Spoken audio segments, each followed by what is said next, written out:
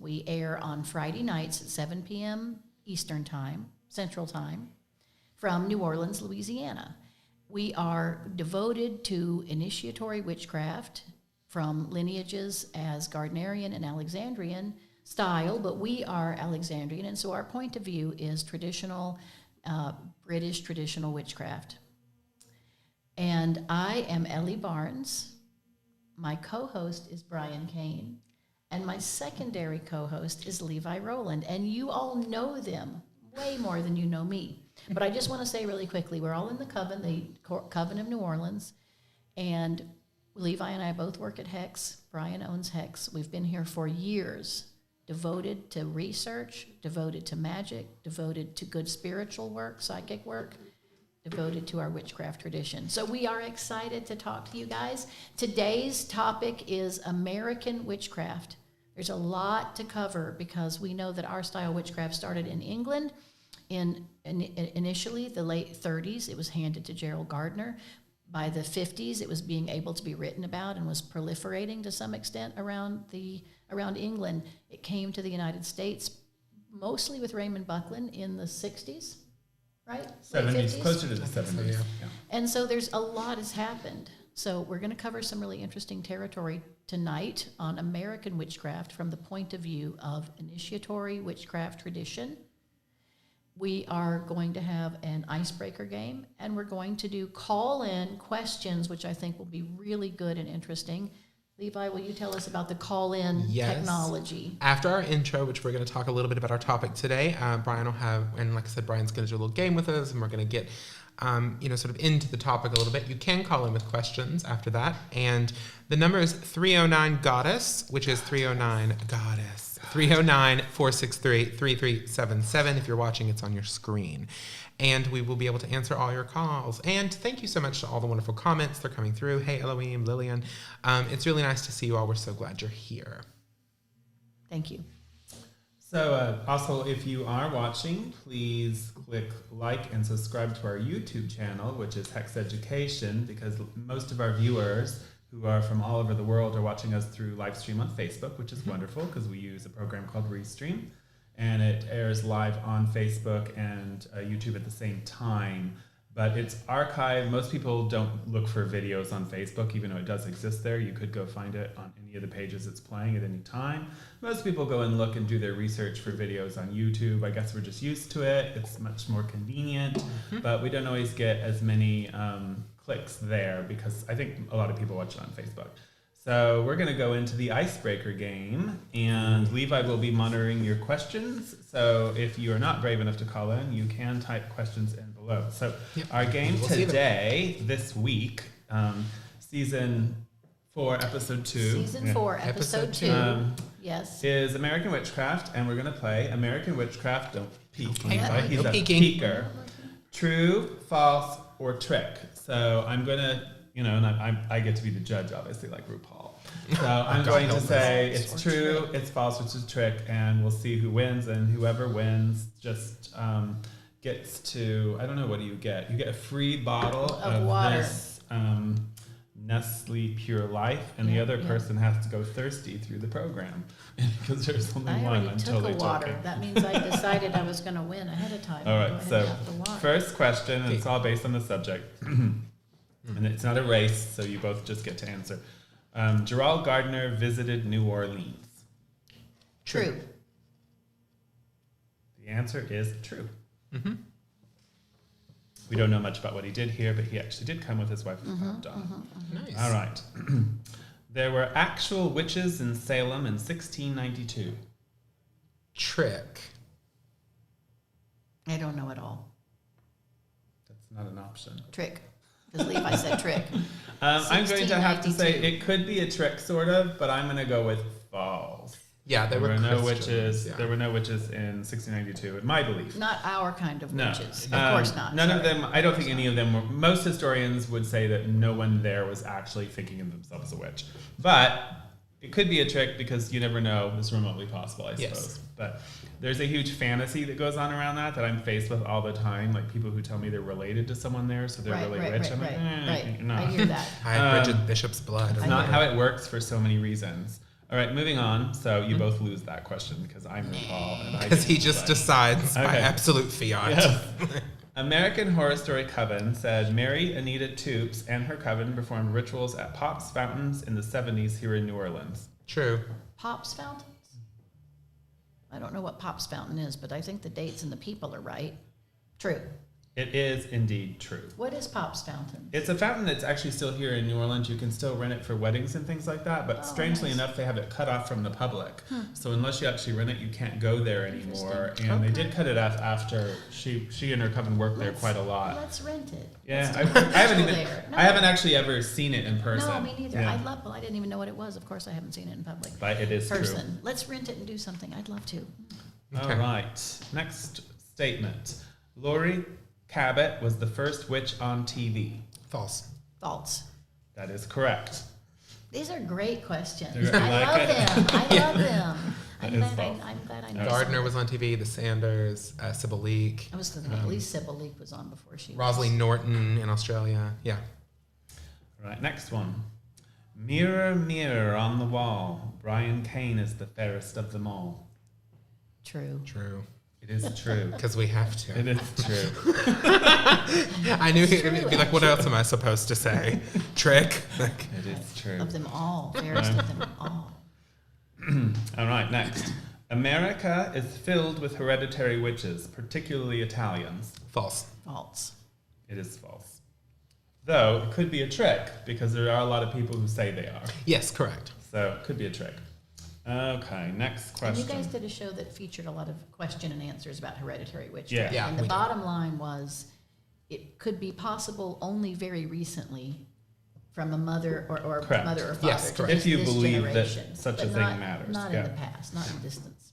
All right, so next. The most famous witch in America is Laurie Cabot. This is a trick. I would say trick just because what do we mean by that? I mean, like, today, to me, I think that's a generational question, is what I would say. Like, people younger than me do not know her. she'd still be at the top of my list. For But American. but yes, for American witchcraft, for a certain generation, it's absolutely the most famous. And in New England. But I would say amongst younger generations, it'd probably be somebody that we might not even know on Instagram But see, I might say or Raymond TikTok. Buckland, even though he wasn't from the United States. he His spent book an sells awful like lot of crazy, time. yeah. Well, it's very speculatory, but once again, I get to decide, and I said it's true because she was on Oprah.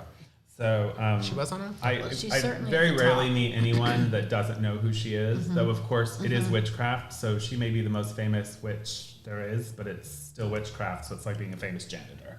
You know, so you know, We're a small but I crowd. think she is the most famous witch in probably the world, really.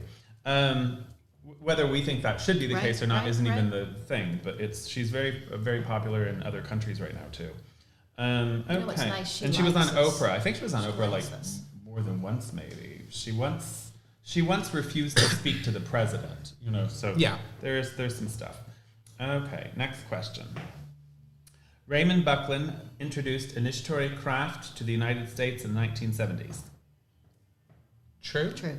It is true. Yeah. I think it was somewhere between 1968 to 1970s. I was trying to remember the date. There's but a yes. bit. It's a bit loose because when he got initiated doesn't really quite count at as the moment he introduced it. So I think it was about the 70s that his coven in Long Island actually started having some generation.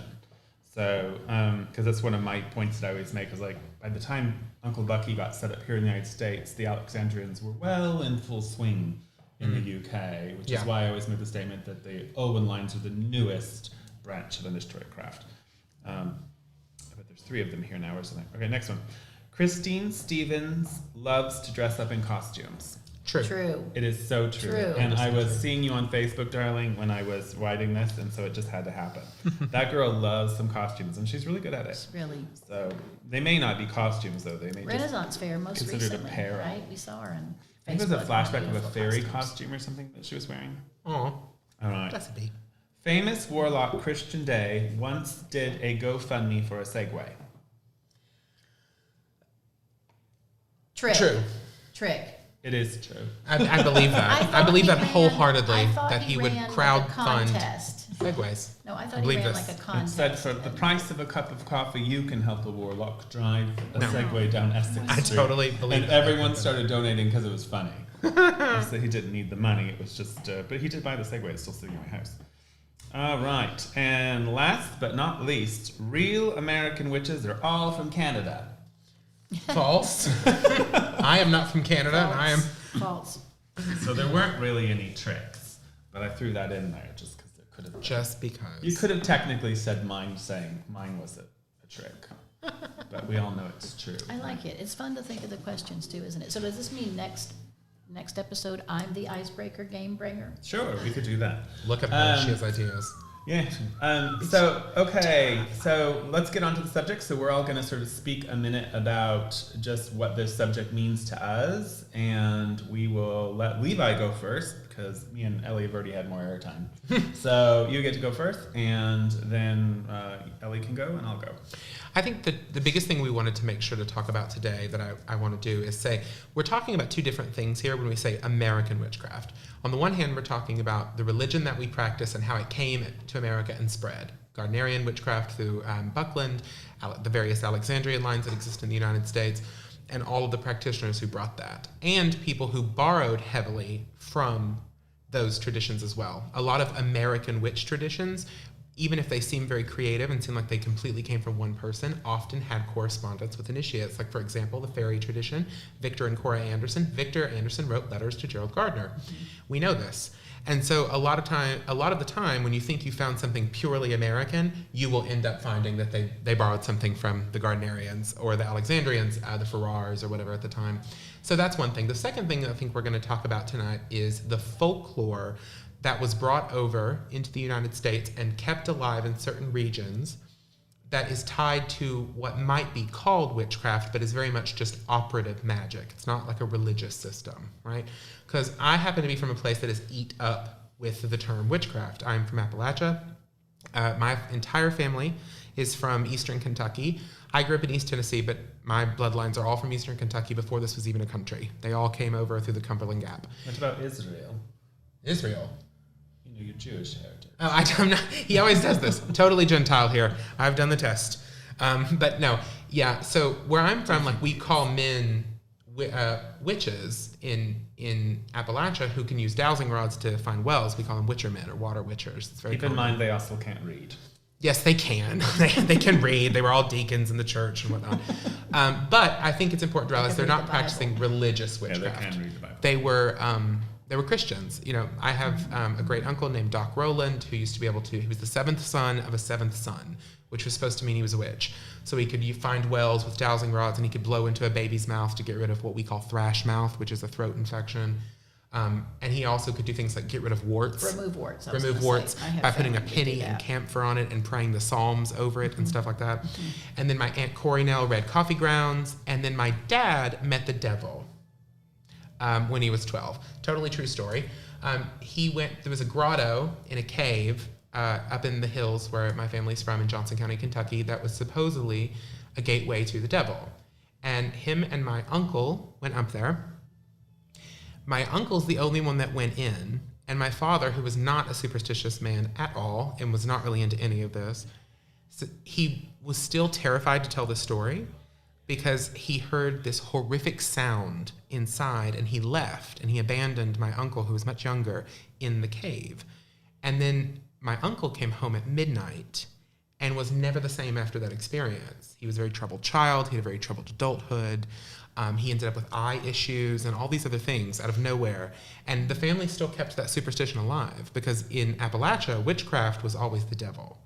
There was no goddess, there was no earth mother, there was no four elements. It was very much what we call old scratch, which is the devil. So that's sort of my So your experience. father saved himself. Yes, he ran. Your uncle was left in the cave, Yes. young and alone, to face the devil. But why'd they go to the cave? On a dare.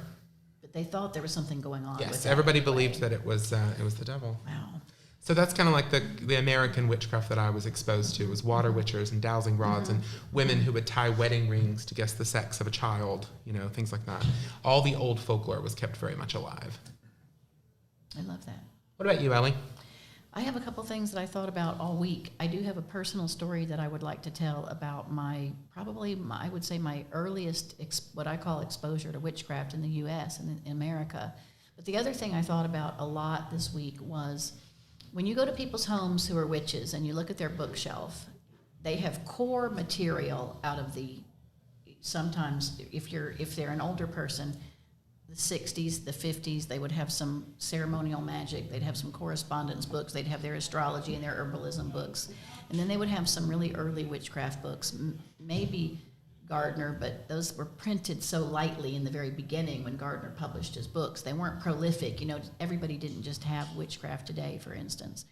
But then in the 70s, you start seeing certain books come out, and in the 80s and in the 90s, and you can really tell people's understanding of witchcraft by when they were introduced to it intellectually through books and through maybe meeting people at bookstores.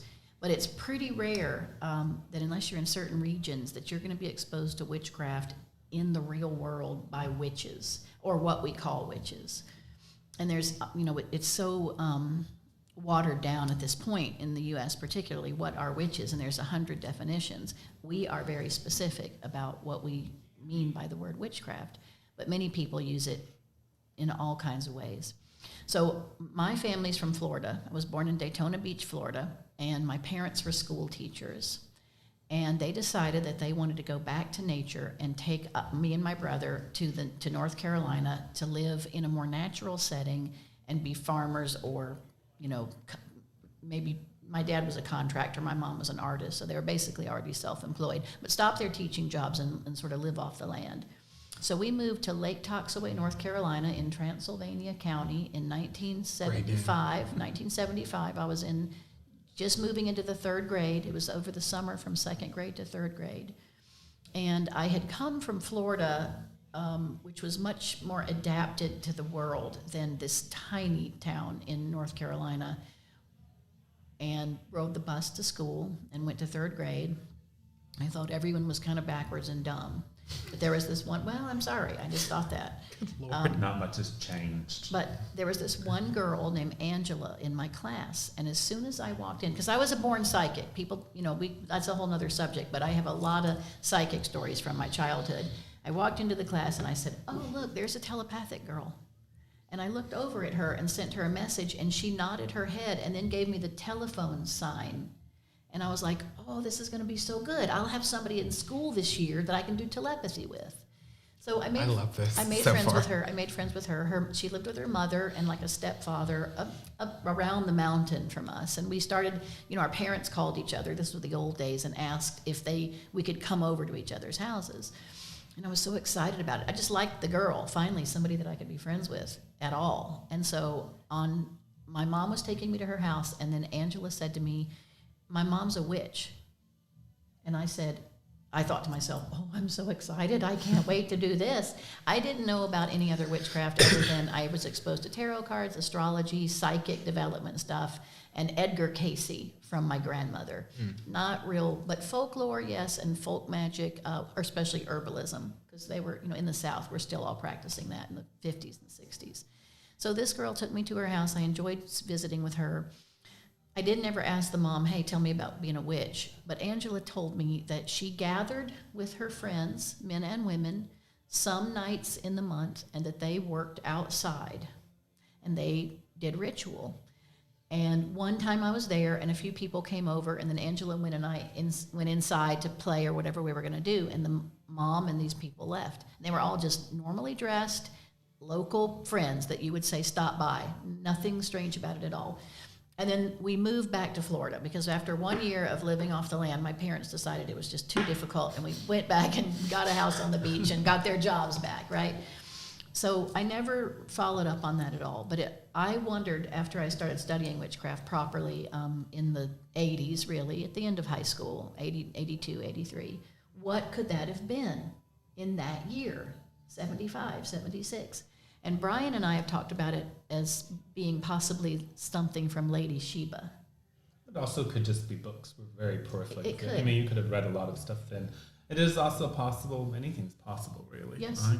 So, but most, historically, most covens at that time in America were self-starting ones. Or Yeah. The interesting thing is if we're going to look at it, it's kind of like what Levi said. There's two ways we can discuss this. One is the, European mythologies surrounding witchcraft. And what we have to remember is America was founded by Europeans mostly, predominantly, particularly early on the British colonies.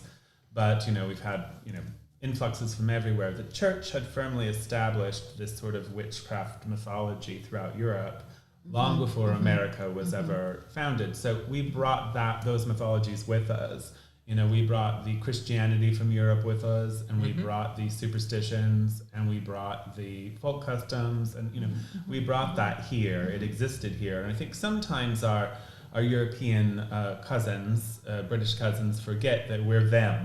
All the way. Culturally, So we're the same people, and we brought the same mythologies, and so they exist, and we were all kind of raised with it. I think the difference is in America, you had a different evolution of it in the sense that it was all newer here. It was all old stories from the old land, but you're also in this strange land.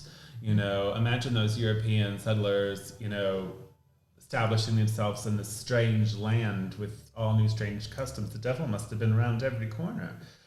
So there was probably a lot of fear and superstition that, mingled in with that. And then, of course, there's the Native American exposures and things like that. But on the other hand, this discussion is also about, the founding of the witchcraft revival that has equally impacted America. And we would have first been impacted by the published books. Of course, people in America would have equally had access to Margaret Murray's works from the very beginning. So there could have been people equally inspired by those sorts of things here independently.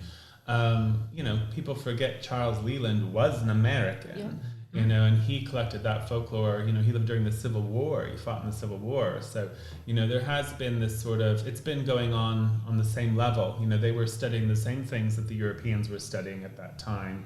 And, we had an equal caliber of education going on in America at that time. So there was certainly, there was less of a divide between American culture and British culture in early America than there is now, or vice versa, whether you were talking about the Irish or anything else. As time has gone on, the gap has become wider. But officially, it would have been when the Witchcraft Revival books started being published that would have encouraged most people to start practicing. And they, generally speaking, would not have had access to initiation.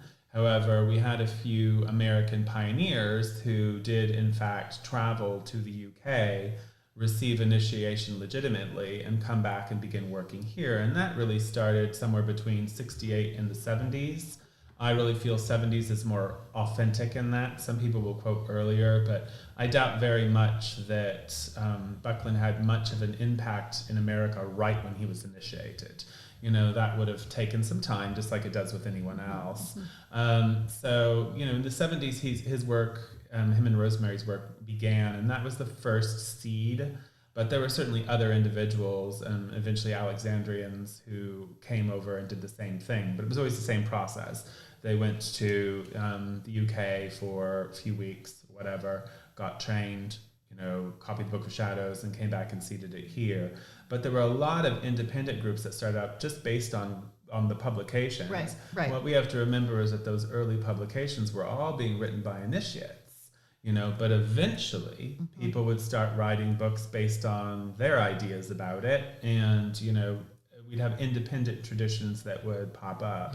For instance, we have one here in New Orleans. We were talking about Mary Anita Toops earlier, Anita Toops, and she started the Religious Order of Witchcraft, which was the first American legally recognized organization. She also started one of the first stores.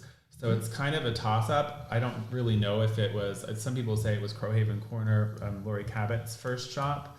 Actually, it may not have been Crowhaven Corner, but Laurie Cabot's first shop, I'm not sure. Was that like in 72 or 73 or something like that? They both started around the same time. Yeah. Actually, I was just talking to Cabot about this, but I think that Cabot's more well known. But they both had two of the first witchcraft shops in the United States, for sure. On the corner. But hers was here in the French Quarter. And there are a couple people who know what the address is. I'm not sure exactly what it is. Do you know the actual style of Oneida Toops witchcraft? Well, we've got a pretty good idea of it. I mean, it was her own thing.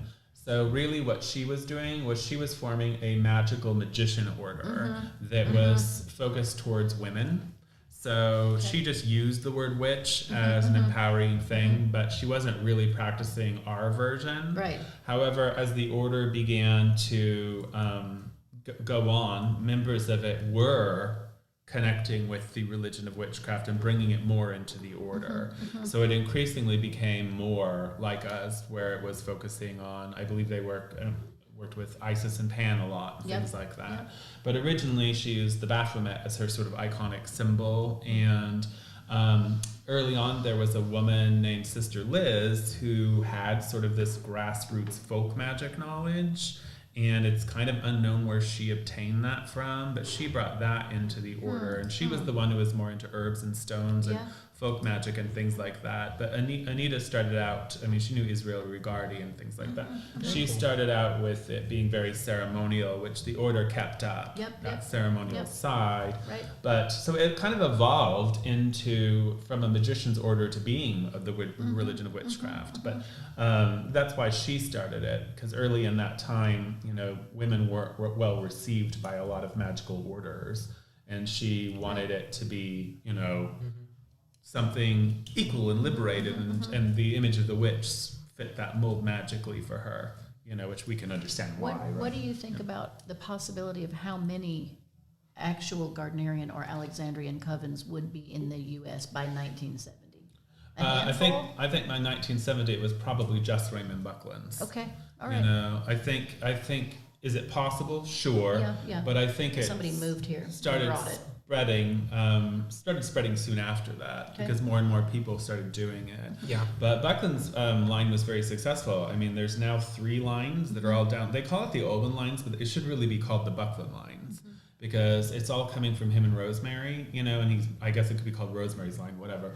Owen was never in the United States, you know, and he didn't spend an exuberant amount of time with her, but she's the queen that they sort of hold up for his work. But really, his work here and Rosemary's work was the founding of 3 different witchcraft lines that still exist today, and that's Long Island, the one that's probably most well known, and then the Kentucky line and the California line. And so that Gardnerian movement spread from the East Coast to the West Coast, you know, so it was the most prolific at one point in time. It still is. There's probably more Gardnerian initiates in America than there are Alexandrian initiates, particularly in form and training. I think there are probably more Buckland line initiates than there are anyone else. So, you know, I think, you know, the Alexandrian label is tossed around by a lot of dual lineage people, but actual pure Alexandrian covens, I think there are fewer of us in the United States.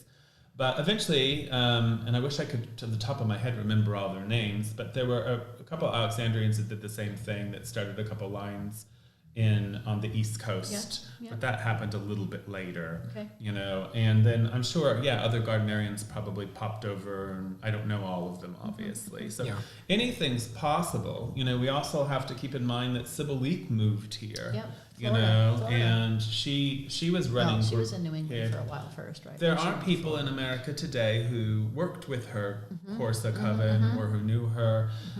Lady Sheba, different sort of icons that started their own things. She hoisted the book, Gardner's Book of Shadows. The legend that I got, or the mythology that I got, was that she claimed she was hereditary, and she was starting the American Brotherhood of the Wicca, or whatever she was calling it. And there was a big convention where she had everyone bring their books, and somebody brought the Book of Shadows and gave it to her. And so she compiled all this stuff, and then pretty soon it was like her Book of Shadows. That's the story. I don't know if that's true. It's a mythology. I wasn't there. But yes, somehow she obtained a weird version of the Gardnerian Book of Shadows, and that has been published by her and later on again by Leland, who was downline from her, as was Scott Cunningham. You know, Scott Cunningham's only bridge to witchcraft was eventually through Leland. Llewellyn. Sorry, I was saying Leland. Sorry, that would be really iconic, wouldn't it? Carl Llewellyn. Leland. Charles, to all intents and purposes, Charles Leland was never a witch. Never said he was. But so there's all these things going on. But, as far as initiatory craft now, we're very prevalent on the East Coast, and then we're scattered throughout the country, but there are some other really prominent movements. We've got Lori Cabot came to America in the she came to Salem in the From the old 1970s. Yeah. And I think I should just stop talking and not be awake yet. I'm still in the turkey coma. It's the tryptophan. So she started the Cabot tradition, which is very popular all over the world now, and that's an independent American started tradition. And then let's see, what are some other ones? We've got some big ones here. Z Budapest, Diana. if we want to really consider them. Victor and Cora Anderson, the fairy tradition, which has some famous people who are still writing today and producing books. And it's a British-rooted thing too. It is, but it also mixes Huna and all kinds of other things, and actually voodoo on some level. But yeah, they actually have quite a few major initiates There's an who were old trained. couple that runs something called the School of Witchcraft. The Frosts. The Frosts. The Frosts, Gavin who were and Yvonne. very oddly misogynistic and who they were were anti-goddess. Starhawk was a massive American voice. A voice in American magical communities who called herself a witch. The reclaiming tradition, the spiral dance was massively successful in terms of just sheer copies read by people. Probably one of the most read books on feminine spirituality in the New Age history, probably. So we have a lot of American traditions that call themselves witchcraft. But we have to keep in mind and give a salute to our brothers and sisters of the UK, because the modern witchcraft revival absolutely began in the UK, and everything that's going on right now in the world is based on that work. Whether they're inspired by Gardner or Alex or, Sybil Leek or Robert Cochrane or Charles Cardell or any of those things are really, the predating work that exists today supposedly could influence, but you just don't really, there's not covens running around that say we base all of our stuff on Margaret Murray. Like, that's just not happening. Right. But the idea of religious witchcraft and the idea of worshiping the god and the goddess, and then even the more, the revival of this sort of witchy devil worship is really all still coming through us in some way. There's just a connection. They might say they're setting a compass, but come on, hello. It's not far off. It's just a re-evolved idea of what we do. If they're using that word witch in particular, because that word got used by a lot of different people. I mean, Anton LaVey is American, and he wrote a book called The Satanic Witch, used that term. Right. So a lot of people in America began using that term wildly differently than traditional witchcraft would. And so that's why you get things like Diana Quicca and the Church of Satan and things like that. And a lot of people are naming traditions in the comments. A lot of the thing about this though that I'll say is there's a lot of traditions in it, like, that are just one or two covens in America. That's a very popular thing where it's like the tradition of X, but it's really just like a coven or two, right? And I mean, maybe they'll become one with time, but that's a big thing too. And there's been more that have died out than that exist now. Yes. There's been more covens and traditions and things that have, already gone, already burst like a supernova in the sun. If you did want to call in with any questions or have any comments, we've got a question. I just saw a call. I did want to address one quick comment I missed. Craig is saying, we were such more of a Christian nation in the U.S. I would disagree. England has only become secular after World War II. I mean, England still has an established church. I mean, the priests are paid by the state. The Queen is the head of the church, the Defensor Fidei. In that when Gerald Gardner and Doreen Valiente were knocking around, the UK was deeply Christian and deeply conservative. So, I mean, this was still the dredges of the empire. But we do have a call. It says, Gabby. Hi, Gabby. Can you hear me? Hi. Yes, thank you for taking the call. Of course. It's a pleasure. I saw that you had a question. What was your question? Yes, hopefully this isn't too off topic, but I wanted to get your opinions on a situation I'm currently in. Okay. There is an established Alexandrian coven in my area. They were established in the 90s. Their lineage is posted online. Everything looks very legit. They have a public reading list that you can see on their website, and the reading list is absolutely full of Scott Cunningham. So I would just like to hear your opinions on that. Now, first of all, I'd have to know who they were. I think that, because somebody, and this is just the way that it is, just because somebody's posted online or saying it doesn't necessarily inherently make it true. Though it's more likely that they have a standing, because if you do it that publicly, you get called out. I think it's sad and disturbing, depending on what Scott Cunningham books they're posting, but it certainly shows, well, for me, it shows a lack of caliber, and I don't personally know any Alexandrians that hold up Scott Cunningham. So, but I don't know the full details of this based on what you're saying. You know, it's not enough information for me to make a pronouncement. And it could also be that they gave this task to write a list to someone in the coven, and they thought, okay, beginners just need some compendia, right? So they need a list of herbs and a list of this, and maybe they're still, because a lot of people still kept Cunningham around, mainly because they haven't done a lot of research that there's a lot of other great sort of correspondence-based books out now, when at one time there wasn't. You know, at one time there wasn't a ton of options, what Culpeper's Herbal or whatever, but like if you didn't have certain things, Scott Cunningham might be the only thing on the bookshelf that was 4 herbs or 4 stones. It could be that they had an emotional experience, like depending on when they came into the craft. Maybe that was a book that led them to becoming that. So it's hard to make a pronouncement without, you know, information. If I was discussing this with Alexandrian priesthood, like if I was talking to a high priestess or high priest about reading lists, I'd say, why would you put that on there? You know, that would be my opinion. But it certainly doesn't have anything to do with Alexandrian craft. There's very little connection between what would be in those books and what we do, so it doesn't make a whole lot of sense. Yes. Does that answer your question, Gabby? Yes, thank you guys so much. I really appreciate it. Thank you. Thank you for calling in. I don't think we let Elie even Well, say it. sorry. all I would say about that, just for another calm comment, down is there, at this mister. point, thankfully, I've met so many wonderful Alexandrians. Elie matters. She's going to answer the question now. Well, I was just thinking about it myself. Not that I really have an answer, but I've met so many Alexandrian priesthood at this point in my life, and there's a common denominator in all of them: intelligent, bright, good critical thinking skills, compare and contrast, lots of interest in academic research, what's been recently researched or published, knowing their books and being able to talk about things from different points of views.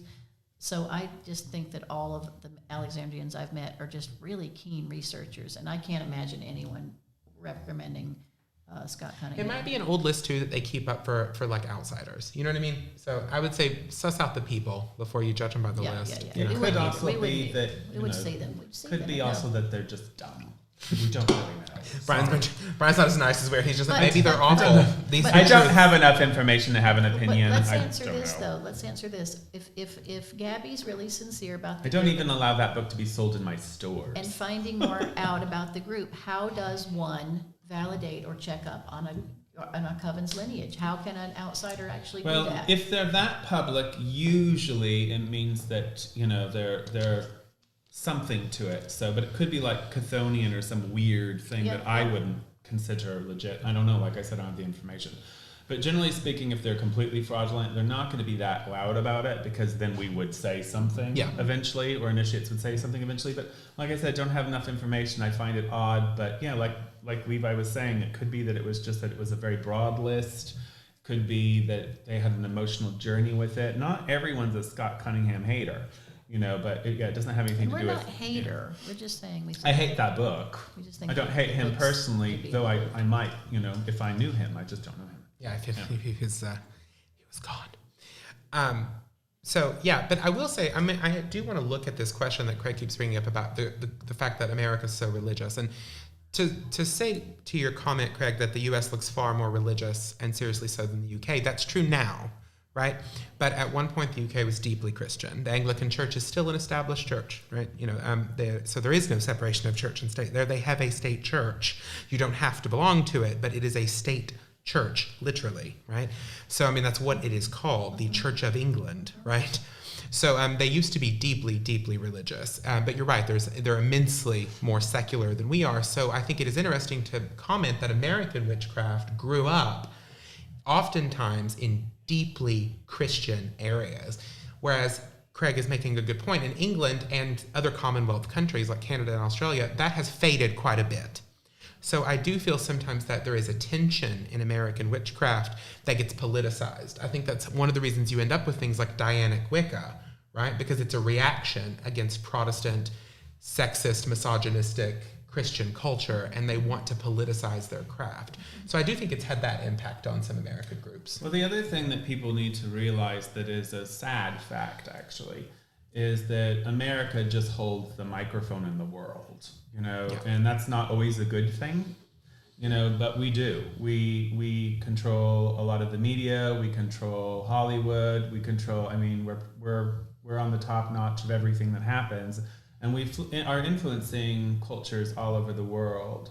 So whereas witchcraft, comes from the UK, nowadays it's the witches in America who have that larger blasting board, and perhaps the movement isn't as involved in media and things like that, but as they say, empty barrels make the most noise. So we're a really big country. So even making the statement about our religiosity is a bit perplexing because it depends on where you are. There are certainly areas of the United States that are more secular, and there are areas that are more religious. And there are areas that are very diverse, and there are areas that are like something out of Handmaid's Tale, are not far from it. So, the UK is a little bit more chill, especially now. But I don't necessarily think that Christianity is really what's driving the bus so much right now. I think that there is it's still there, but it depends on where you live. Like for instance, here in New Orleans, we're not, it's a Catholic city. Yes. And, we got protested by the Catholics one day, and it was, or a couple times, and it was just, Hail Mary, full of grace. It was the most peaceful protest. Paraded Mary around. It was like a really pretty protest. They were trad Catholics, so it was very, they're always on point with the aesthetic. Nobody cares Beautiful here. aesthetic. Nobody cares in New Orleans. But if you were to live in Texas in certain areas. Or 30 miles outside of New Orleans. Yeah, or 30 miles Rural outside. Louisiana is one of the most conservative places in America. So it becomes different to where you live. But America's a giant country. So it's almost like a bunch of, it's a bunch of countries all stuck into one, United States. So it's very, England is much smaller. And certainly Australia is too. So I think the culture is more streamlined. I think that's more close together, which is what you get with craft too. You guys don't have as many diverse things, though sadly, there is an American influence on British thinking now. Don't think it should be happening. It'd be like America influencing Haiti and voodoo. It's not something I think should be happening, but unfortunately it is. So you like have you said, America has you have people who are coming up in the UK who are going off Scott Cunningham or something like that, versus realizing that the real information is in their country if they look for it. Yeah, like Brian said, it's just the American media is monstrously large globally.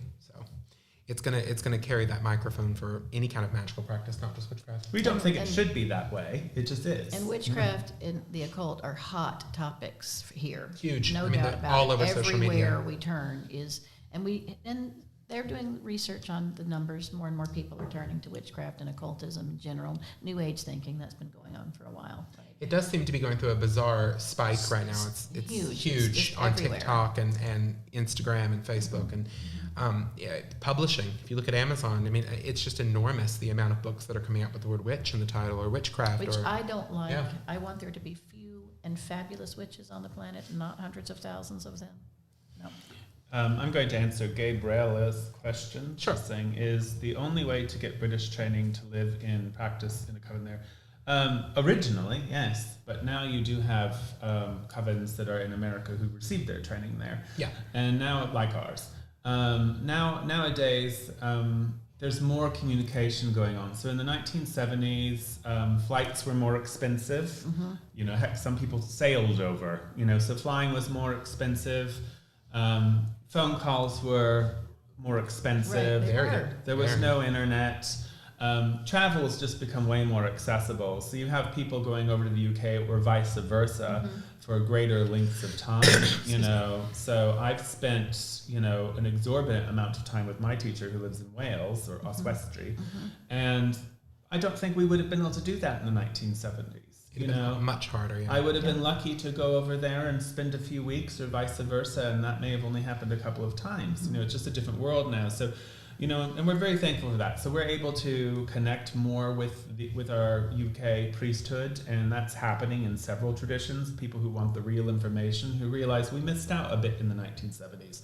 That's not a criticism on the pioneers of early American initiatory witchcraft. It's just that that's all they could do. They did their best. And, here we are in 2021, and we're able to do better. So I'd say it's all about, making sure to know where people got their training and, how long have they been in contact with UK training. If they got their UK training in the 70s and it's been silent since, they're probably missing a lot of information. Yeah. I went a lot of times to Scotland and England as a seeker, and the way I did it, I went with my mother and my daughter. Often we would rent a house for a month so that we could rent a car and travel all over England and Scotland. And I was studying a lot of other Rosicrucian and specific occult techniques, and I was interested in some booksellers.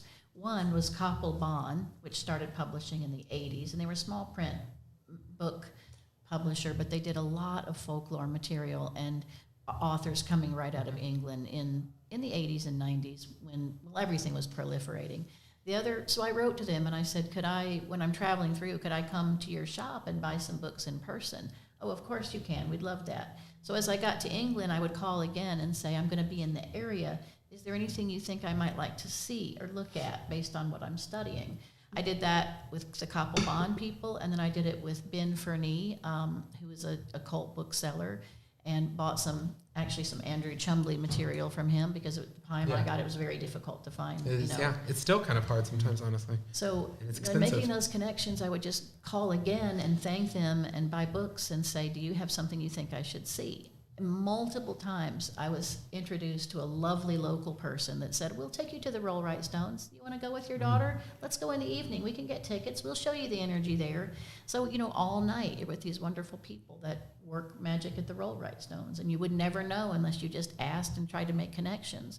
But I learned and was exposed to wonderful things by doing that. It's honestly, but all three of us, I think, would agree on that. All believe in going.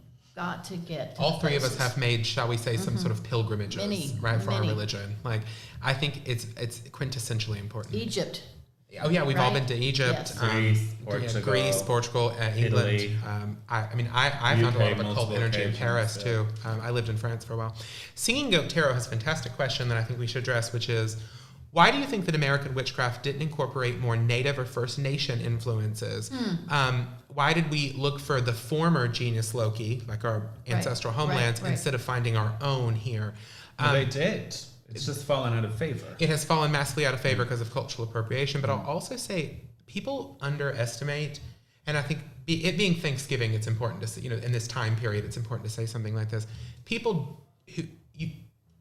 I cannot overstate how brutal the colonizers were to Native populations, how utterly destructive, violent, how much we did to absolutely obliterate their culture. I mean, it is one of the most brutal genocides in the history of the Western world. It was almost completed, is how brutal it is. So there wasn't a lot to take because they were closed communities. We put them on reservations. It was a brutal, horrible thing, and so there is not a lot of connection between those two historical communities. There's better connection with the American Indian traditions and slaves and escaped slaves because they were both outlaws on the run. In the hoodoo traditions, They connected and traded a lot of information. Absolutely. In hoodoo, but not So I grew witchcraft. up around a Native American family, and it's probably the closest thing that I have in my story to some sort of non-European connection. And so when I got into witchcraft, I had the wonderful pleasure of discussing with people who were studying the medicine of their tribes, and actually there was a lot in common.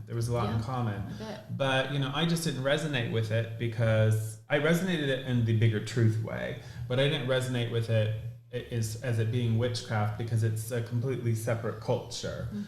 Just like I can find things in common with lots of magical cultures. Right. But early on, we were appropriating everything in America when it comes to spirituality. So there were tons of, particularly in the feminist movement, there were tons of practices that incorporated Native American stuff. It just doesn't seem to be happening as much anymore, partially because most of those groups have died out, but also because I think it's just become, less favorable in our society. I would also say, I forgot one major thing. There was one area of, if you want to call this the occult, where this was appropriated in a very not pleasant way, and it was the American spiritualist movement. There were lots of famous mediums, and you can look this up, do a little research on the big name mediums at the time who could pack halls in the spiritualist churches. So many of them had a Native American spirit guide, yes. right? Right. And that was a big thing. It was like, and they were always like very racist tropes. It was always like big red chief feather, and it was just disgusting. It was incredibly stereotypical. It was awful. They had no contact with Native people. But that was an area where you did see a lot.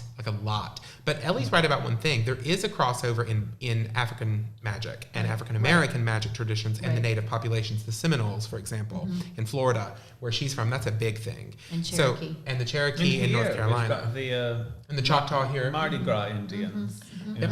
So yeah, absolutely. But that's an interesting question. They're called the Mardi Gras Indians, but they are supposed to be connected to the Choctaw. It was supposed to honor the fact that Native tribes would take in. But some of them really are ancestral. Yeah. That's part of the legend of it. Let's look up. Let's have an assignment with viewers too. Let's see if anyone can find an American witchcraft tradition that does take in American Indian philosophy or practice. Well, there's tons of them. Really? Diana, Budapest. I thought we just said that it didn't connect very well with the witchcraft to the Native it doesn't American. Now culturally because people are so anti-cultural appropriation. Right. But in the early 70s and 80s, and even a little bit into the 90s, it was huge. So some people have heard the story. I'm not going to name the names, obviously, but some people have heard the story of when I was around in the 5th grade that I had a friend whose mother was a Dianic witch. That's all it was. And they were very big into smudge fans and all this sort of stuff. But they just took the practices. Everyone uses sages. That would be an example. It definitely happened quite a lot, but it was very prevalent in the feminist movement from my experience. Like the healing. It was never a part of initiatory craft. Yeah, we never did it. Right. I've never known of it being done. Now, I think it's okay to pay attention to where you are. Like, I don't know the names, but here in New Orleans, the Choctaw had, and I know we don't usually call their spirits gods or whatever, but they had a female icon that was the moon, and her twin brother was the sun. It's very reminiscent of what we do. So it's kind of cool to pay attention to those energies. And I don't find it taboo. Somebody who believes in like a universal truth, whatever you're doing in the land or whatever you're doing there, pay attention to what actually was going on there and what the energies are. And if you've got sacred places, in my first witchcraft, we sometimes did rituals at what was called the Indian rock paintings. Now, they weren't really local Native American rock paintings. They were older than that. They went back to the, First migrations. Yes, that sort of thing. And we don't know what they really meant, but it was just a really cool, ancient, sacred sort of site. And especially where we lived, we didn't have rollright stones. Yes, right. Yeah. We had things like that. That's very cool, though. It's a cross between what you think of, it's a sensitive subject, especially so close to Thanksgiving, what it means to be Native American and whether or not non-Native people should ever practice their practices, and that's a conversation I'll leave to the Native Americans.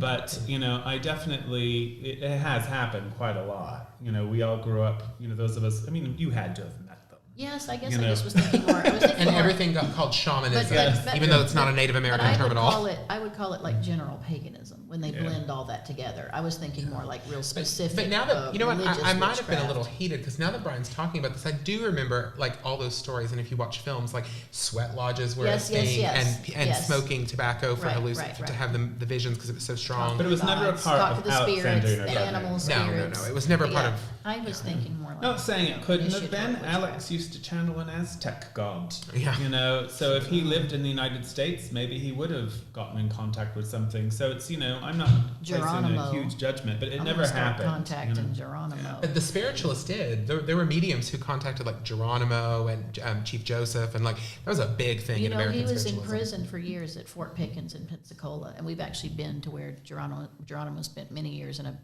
a stone prison. Yeah. My spirit animal. I could go check on. That's it. Thorn. That makes me think of Thorn's old video. But yeah, that is a big thing. The whole concept of spirit animals is something that got lifted that from certain native traditions. You're right. So yeah, Brian said that he's right. It was everywhere. I'm going to read a little bit more about it. But I'm it's not interested in now. that. But not now, no. Just to see what's really going on. And I like and Tess said this too, is like in Australia, you know, they were very brutal to the Aboriginal people, and you don't see a lot of people incorporating Aboriginal spirituality into witchcraft, what they call witchcraft there either. You're right. I don't think that's common in most places, actually. But Brian's right. There was a time where it was all the rage. It's just the way that it is, I guess. Anyway, if anyone wants to call in with some exciting questions, you can call 309-GODDESS and ask a couple of questions of us. It can be about tonight's subject, American witchcraft, or anything to do with initiatory witchcraft, Alexandrian witchcraft, you know, all that good stuff. And thank you. So Lots of good questions, we'll comments, start so asking thank you. questions of each other. I'd like to think about where American witchcraft is headed. It's huge. It's a giant country, like you said. There's just practices every state.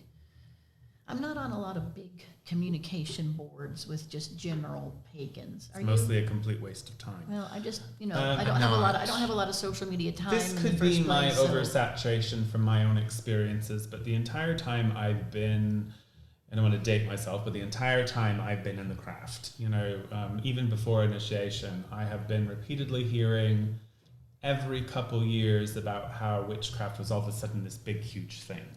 And I think it's constantly reinventing itself, Yeah. and it's constantly being chucked out in some sort of new, exciting way. You know, I think American witchcraft is going to always have fads surrounding it. Agreed. You know, and those fads are going to come and go. And I think Aesthetics, that the real popularity. witches are going to keep chugging along Right, just like right. they always did. Right. So I don't really think there's been much change. I think it's just the mediums have changed. You know, like now we have, take away Facebook, take away Instagram, take away the internet, and witchcraft wouldn't be it'd still be on bookstores and things like that. Yep, But, yep. there was a time when the big thing was you couldn't walk into a Barnes and Noble without a wall of Llewellyn, Yeah. and that was what made it seem like all of a sudden it was a big thing. Because when I first got in the craft, it was a tiny little Right, section you tiny. had to sneak And into, you were embarrassed or you to had to go go over over that to your area. occult section, and they always put it next to the Christian stuff. It was real weird. Just to make sure. Yeah, so it just, Jesus be a fence around this evil. Now it's it's a different version of the same thing, and you might go into a pottery barn and see a table with They sell tarot cards at TJ Maxx now. Yeah. Welcome. You can get my mother bought me a deck of tarot cards as a present at a TJ Maxx the other day. This is the beginning It's of the like, end. Where'd you get your new Baphomet statue? They're beautiful TJ cards, Maxx, though. TJ Maxx. I know. Where'd you get that Tarjay. gorgeous, amazing occult materials? I got that from a Kohl's.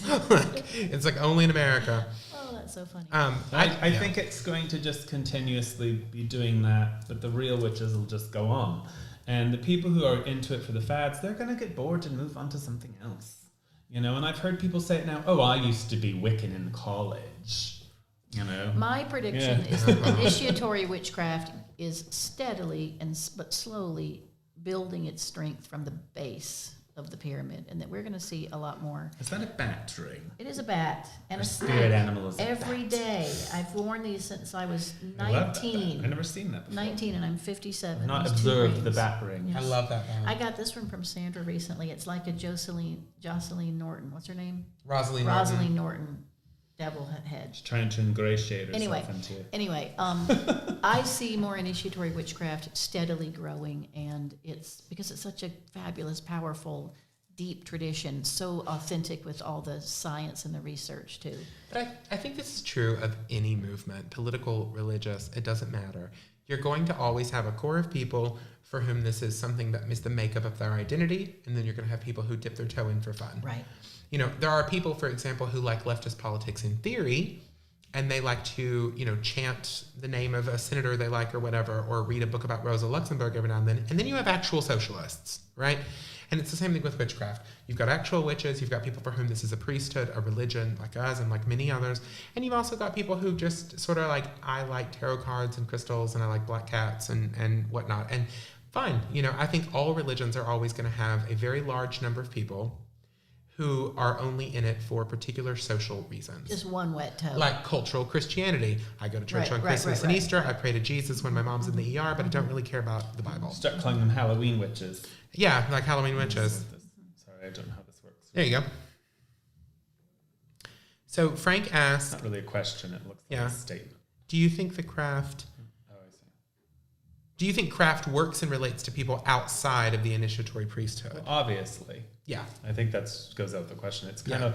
I have a favorite scene that I like to play that's from The Devil Wears Prada, where it's a metaphor that some people might not get, maybe because I like fashion, but she's talking to her assistant who laughs because she doesn't quite understand this color nuance they're talking about with the belt, and she looks at her and she goes, "Oh, I see, you think this has nothing to do with you." And she basically goes down this whole parade of, the very clothes you're wearing are influenced by the conversation we're having. So all of it, all the way down to Instagram, are in some way influenced by conversations and works that have happened in secret circles by initiatory craft. I think that there is no dividing that in any way, shape, or form, whether it was, and still going on today. So we're still the top of the food chain.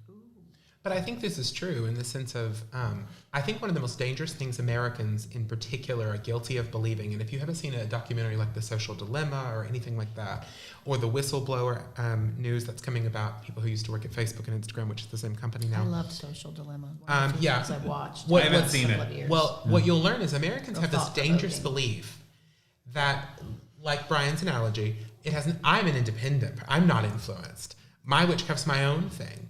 And it's like, I'm free. I'm a free agent.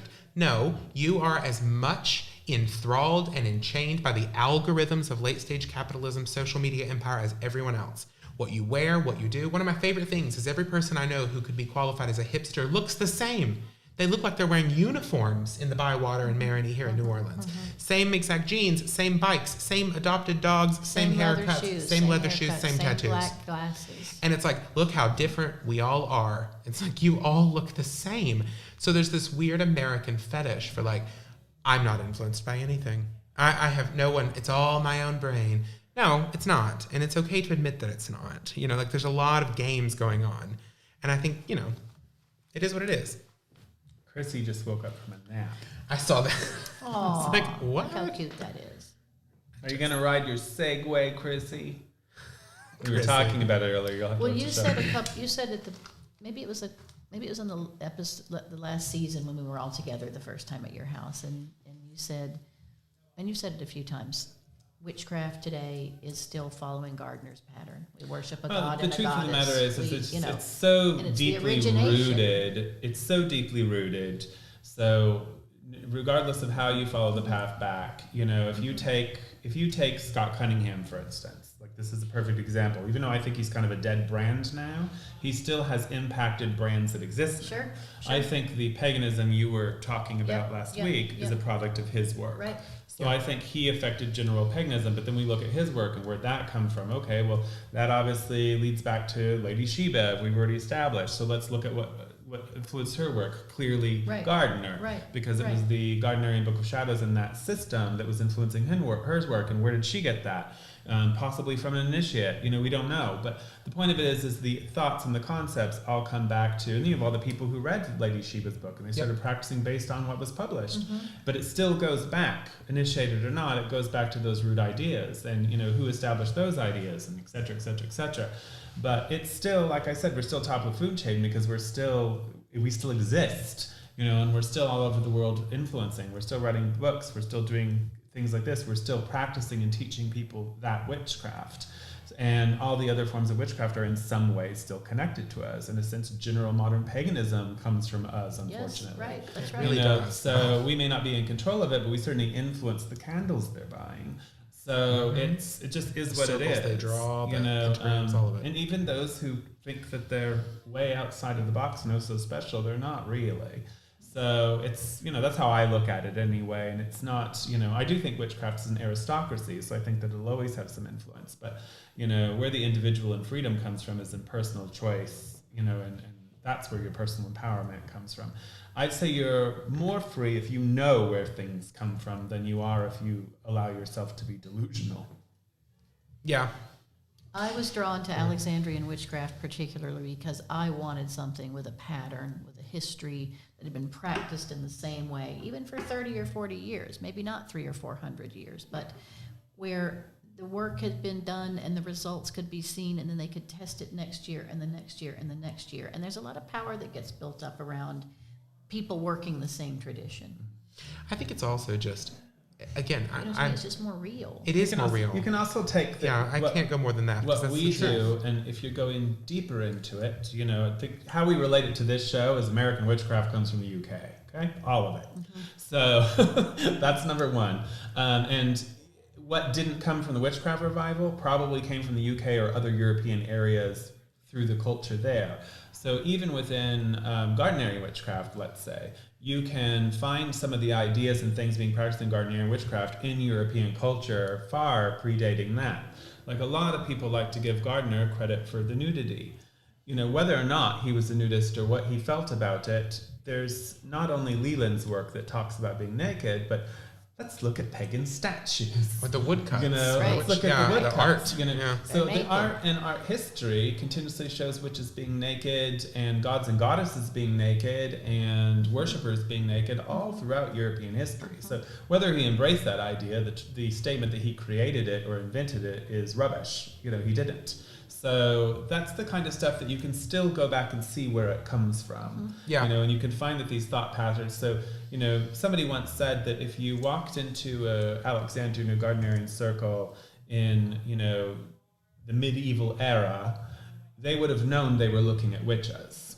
They wouldn't have been confused. They would have immediately labeled you a witch. Yes. They would have known what they were seeing. So Yes. these ideas are not as far-fetched as you might think. So know where you come from. Know where your ideas come from.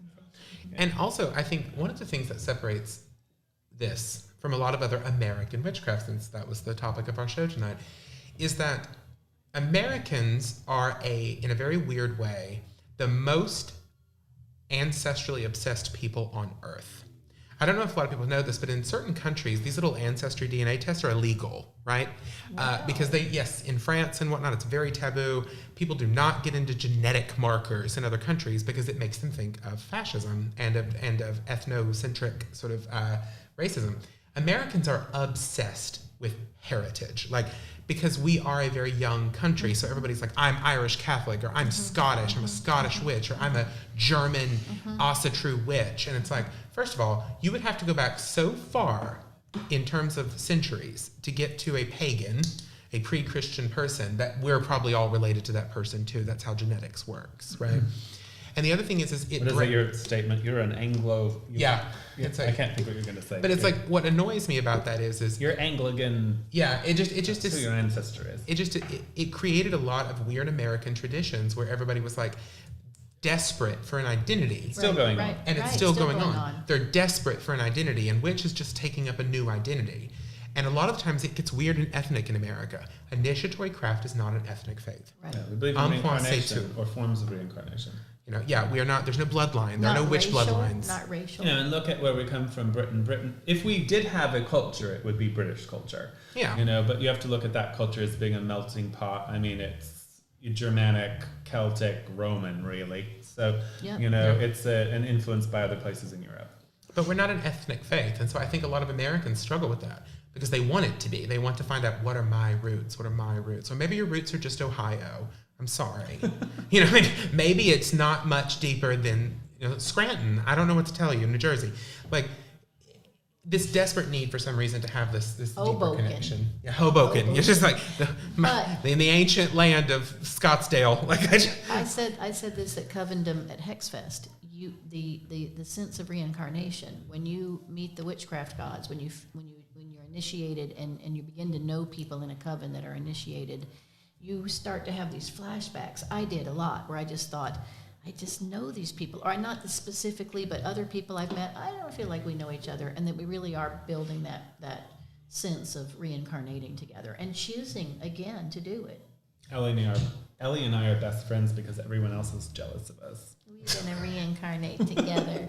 We're going to reincarnate in maybe Rome or Paris in our next lifetime. Ooh, Paris. Let's do Paris. Old Paris. Beautiful. So Dominique Smith had a question, which at first I had to sort of go, what are you asking? So I think Levi has thoughts on it, and Elie too, probably. But I'm just going to say, this is my own thing. I hate this statement because we get it a lot in the craft, because the craft is, in one way the craft is very ancient, and in another way the craft is a newer faith. So we get a lot, well, it's changing, it's evolving. Blah, blah, blah. I don't really believe real religious tradition evolves. I think cultures and people do, and I think other movements are sprung forward out of them. But I don't think that the American culture or the British culture are going to stay the same. So you're going to have new generations of new people we're going to have different ideas about things, but true religious belief systems don't evolve. People do. Yeah. So if people grow out of believing in the craft, they just don't believe in it. Mm-hmm. The craft is going to go on on its own without a lot of people. It always has. So I think that this core religious tradition, just like there's people today who still believe the Mass should be held in Latin. It's that belief isn't going to go away just because somebody decided to stop doing it. The core traditions of Gardnerian Alexandria and the North Star of the craft, I think it will always go on. I believe that firmly. I think that things that spring out of it or people making choices to, go down a different path is just what human beings do. Mm-hmm. Lots of people leave religious traditions, and sometimes they should. But the other 50% of it is that there's the current of the religion. And the humans that practice it are only half of the equation. I think, and I think about other initiatory ideas and traditions and Hermetic studies and those Kabbalah studies, they are, there's a current that it exists in the consciousness of the universe. Yeah, and we pick it up and drop it and pick it up and drop it. We're not really exhibiting. That's the concept of the perennial philosophy, yes. René Guénon and all that, yes. and Idris Shah and stuff. And I do actually kind of believe. Levi's whipped out his prayer beads everywhere. I took them off my wrist out of nerves. I don't know. But do you agree with that? That there's a real current? I do. We must be going down a dark path. He's praying. No, dear Dark Lord, I do. Yeah, Om Grim Kalakaya Namaha. I do believe in the perennial philosophy on some level. I do. I do believe in an absolute sort of truth and goodness. It has its own egregore. Yes. Yes. But I think what Dominique is saying craft here is a power unto itself. I think what Dominique, and please correct me in the comments, because she's saying when the transgressive elements of witchcraft become mainstream, what happens, and what I think she's meaning is part of witchcraft's power historically was that it did transgress a lot of things that helped you get to a different state of consciousness. Like nudity is very controversial in some culture, in a lot of traditional Western Christendom, or that concept of worshiping a goddess, a woman. You know what I mean? I mean that was very transgressive. I just don't think the craft can become mainstream. Yes, that's what I was gonna. That's what I don't. It doesn't become. I think what goes mainstream is simply an undisciplined version of it. Hobbies. But the real religious practice, I think, is more countercultural now than ever. That's nice. Because here's what I'll tell you: in a lot of secular cities in America, England, Australia, places like that, everybody is sort of like a pseudo witch. Everybody reads their horoscope. Nobody believes in God. Everybody's sort of, wishy-washy about religion and politics. Getting some Reiki treatments. Getting some Reiki maybe, but not really believing. They don't join anything, of course. They just kind of dip their toe in. I'll tell you what, you want to find the transgressive person in a lot of these cities, find a Calvinist. Find like a hardcore trad Catholic, like Brian's talking about, who's like Vatican II was a mistake. For a second he was saying I'm trad. No, I was like, find somebody who believes that. You'll find yourself a counterculturalist. Like Brian. Hardcore Calvinist. So exactly. On Facebook. Tess worded what Elie said, I think, well. An established egregore will shape those connected to it, right? Because it's established. Yeah, absolutely.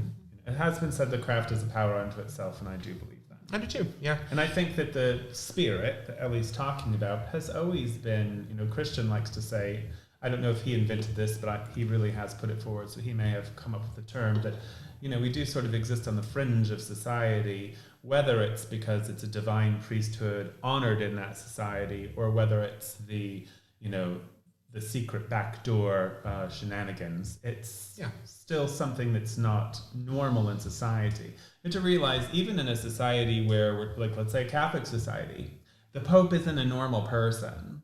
A cardinal is not a normal person. No. They are on the fringe of society, even if they're influencing it. They're not living the everyday lives like those everyone else. Scarlet robes and lace alone. Yes, that's a whole they are statement. separate from everyone else. So, priesthood by its very nature separates you, even in cultures where you're honored.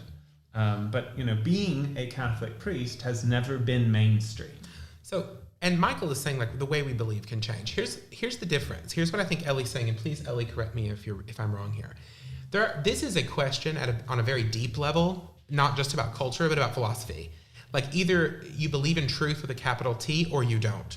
Like, I am not a postmodernist. I'm not a post-structuralist. I'm not that person. And I don't think neither of my co-hosts are either, in the sense of believing that there's no such thing as absolute truth. There's no divinity. I think really you know us well work. enough. You could just I think I can just say they both are. Elie, I know for a fact, and Brian too, we've all sort of read Neoplatonic philosophy and Kabbalah, and these are the things that we pull from. So I actually do believe there is a perpetual reality undergirding things. I do. So yes, our beliefs can change. We believe there were witches before anyone was calling them witches. Yes, and I don't really believe that. I don't believe that truth is malleable in the grand scheme. I think there are levels. Here's a weird analogy. I was really terrible at mathematics in my education, and it was a huge sense of shame and guilt for me, because I was a bookish, nerdy child, and academics was my thing. I was terrible at math. I had to take this weird mathematical reasoning class in college. Hitting yourself? That was awful. It was so bad. And I learned something that I think I wasn't applies good at math either. to this, right? So, like, there are different levels of truth. And here, and a way that you can illustrate this very cleanly is math. There are different levels of infinity. There are infinite numbers in the universe, correct? Mm-hmm. There's also infinite numbers between 0 and 1. 0.001, 0.0012, and it goes on. So there are levels of infinity. So yes, beliefs might change and attitudes and labels might change, but we do believe in a core reality. Mm-hmm. God created the integers and everything else is just commentary. I think, was it Feynman? I don't remember who said that, but a famous person, famous mathematician. Robert Feynman. Maybe it was Feynman, or was it Gödel? It might have been Gödel. But the thing is I don't believe that truth in the grand scheme is this malleable thing that I'm just picking up as I go along. Right? I'm trying to get to the core. I don't want to ever sound like an absolutist about this, because I'm a big proponent of saying we don't know when it comes to craft history. So I do try to stick to the facts of what we do know, but I always like to keep a little bit of mystery there, because there are things we just don't know. I know it's the modern thing to say, well, we know this is where this came from, and so they made it up, and blah, blah, blah. So humans like to, we're very uncomfortable with the unknown. But, I lean towards the idea that the modern craft is a reincarnation of something older, and that there is a spirit behind it. Mm-hmm. So I believe that. Even if it fades in society to not being talked about anymore, it will be reborn again, which is the myth of the craft, anyway. So, we believe in reincarnation, yep. So it makes sense. Yes. So our priesthood, we believe our priesthood has existed in many forms. The way I would word it is this: the craft may be temporal, but the mysteries are eternal. Oh. So, they're part of the mystery. I think the cult of Isis, the cult of Magna Mater, I think esoteric Christianity, Jacob Boehme in Germany. I mean, this Santa Teresa d'Avila and Juan de la Cruz, like, this has been around for a long time in many different ways. Tantra, Taoism, Neidan, which is internal alchemy in the Taoist tradition. It's been around for a long time, and if you want it, you'll find it. And it's been in America too, I love how I feel like it's my fault. We got way away from America there for a second. We did. We brought it all from our different studies and patterns. I think you got on a Thanksgiving bandwagon for a while. But that is an American holiday. That's an American holiday. No. You were like, they were wrong. They did it. They did it. And now we're eating gravy.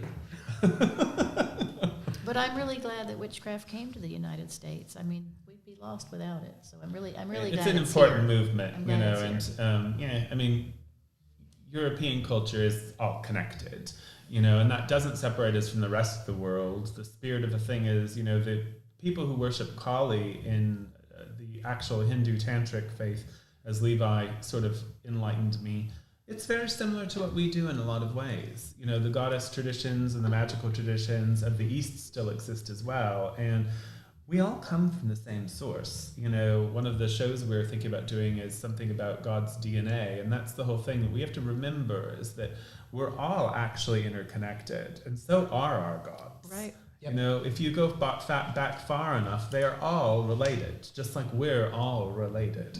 100%. So it's sort of, once you realize that, you start to realize that this division we're constantly inciting within humanity and cultures and religions that's part of the problem with humanity. And one of the things that draws me towards the religion of the goddess is the fact that it's unifying. It is not dividing, and it does speak to that inner being and not the outer shell, not the material physical thing. You know, and that's why we say we're not an ethnic faith, because once your spirit, once your God has a race, you know, then you've really limited God.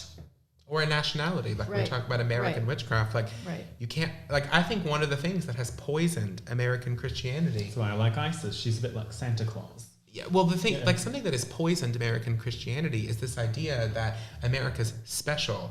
I mean, how we have begun to mix patriotism with Protestant Christianity in America is very creepy. Extremely creepy. How could Jesus, a radical rabbi, or even if you do believe he's the Son of God does not care about America. America is a young nation that didn't, I mean, there was no concept of it. But you have this like American jingoistic Protestant Christianity. And I agree with Brian. Give God a race or a nationality and it will go wrong every time. Like, it will get real weird. Because it's basically saying that the divine only cares about one group. Yeah. Right. I think it's totally fine to do it artistically because that's just how we are as humans. But, you know, I really love the depictions of multicultural divinities like Isis. You can literally historically find her looking African. You can find her looking Asian. You can find her looking European. Yep. Like, she existed in all those forms. And that's how I see the goddess. I see her as the mother of every land, you know. So... And I think that's one of the things I do like sometimes about looking at she can love Americans too. Yeah, she can look American too. Is you can find that image, the archetypal images we work with everywhere. Like, you're not tied down to one area, which I think is actually a good thing. I think if you are, it's going to go a little wonky. And witchcraft is so portable. You really can take it as you move around the earth. Yeah. And you would find, I back to think an Christians earlier... having a full-on turkey religious experience. To an earlier comment, you would find the so much genus turkey loci. is just You know, you would find the sacred places. You would find the well or the water or the stream. I mean, I always look for the energies of the land wherever I was living or practicing immediately. I think we really do that. But it is pretty mobile, and you can just take your goddess in your bag right with you and get her out. You told me if I looked at that, you'd hit me, and I've been doing it all night long. Okay, I'm hitting you. What were you looking at? I'm trying to look straight at the camera. He doesn't want to keep looking at the screen that I have. See, the thing is, when you look at the camera, you can't see yourself, and then you want to sneak and look. And I know. Yeah, Dolores and Christian are both talking about a lot of online witches now label themselves as atheists and will openly say that ritual only exists as a placebo effect. Or psychologically. Yeah, I just don't agree. That's kind of I believe that those people, I 100% believe, and this is a judgment, I believe those people are performing what we call empty ritual. Me too. There's no fertility in it. Yeah, there's no magic to it. No life, no creativity, if you like empty no ritual, energy. then feel free to do it. We've been trying to honestly get away with this idea that we can existentially create an identity that we'll believe in for a long time in philosophy now. Since Nietzsche, or maybe before. But he's like sort of the poster child for it. The idea that you can just go past the death of God and create your own will. You know, the Willen zum Macht, I think is what it said in German, the will to power. It's never worked. I don't know anyone who follows that Nietzschean, Sartrean, Camusian kind of philosophy who's not a miserable sod. So like, I mean, it does not seem to work.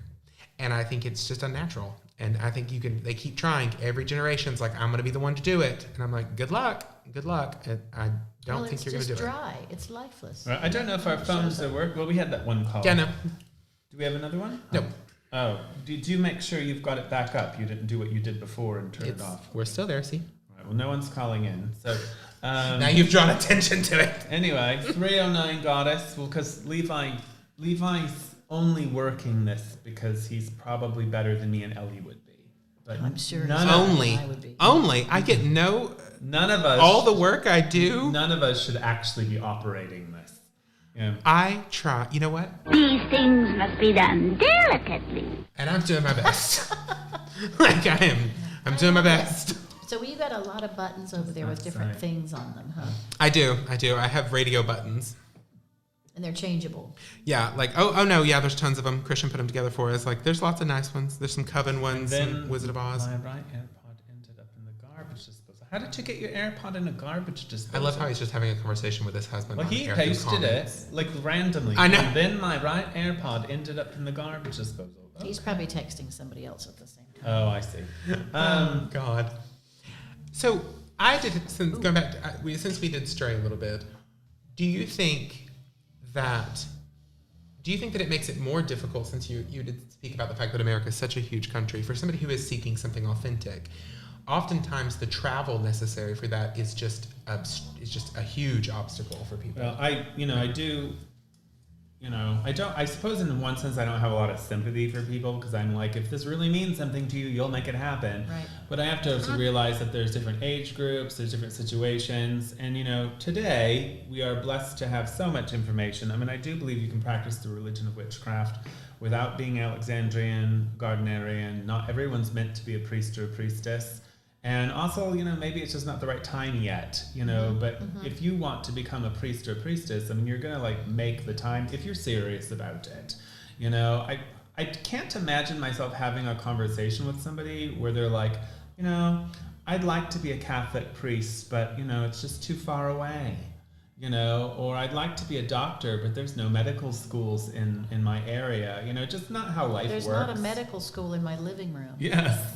So this couch will not teach me general psychiatry, and I'm very upset. It becomes your whole life. Yeah. There's no way around it. All three of us would say if you that. really want it, you'll find a way for it to work. We're all thinking, how but if can you we just want travel? to How be can we talk to people? practicing and worshiping the gods, there's no stopping you.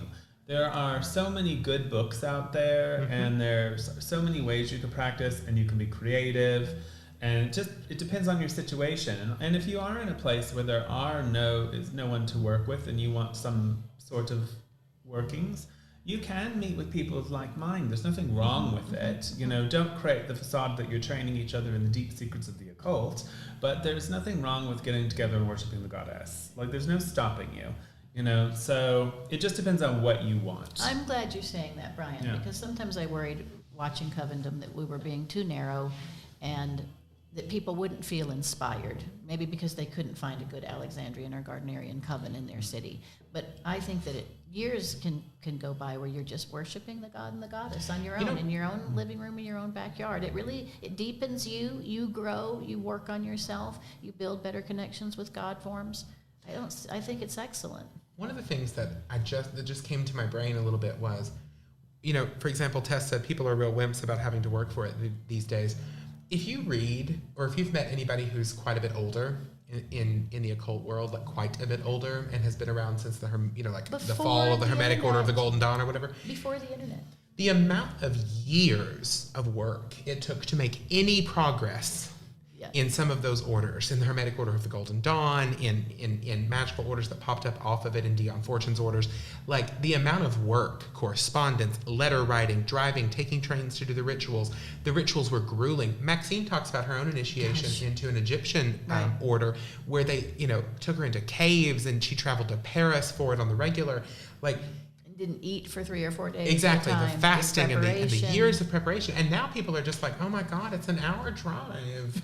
I just can't. Well, here's the thing is, I'm just I think probably the reason why it might sometimes seem like I'm not come one, come all is because that's all people see. That's right. So I don't really add anything to it by saying, whatever makes you feel right, whatever feels right to you, just do what you want to do.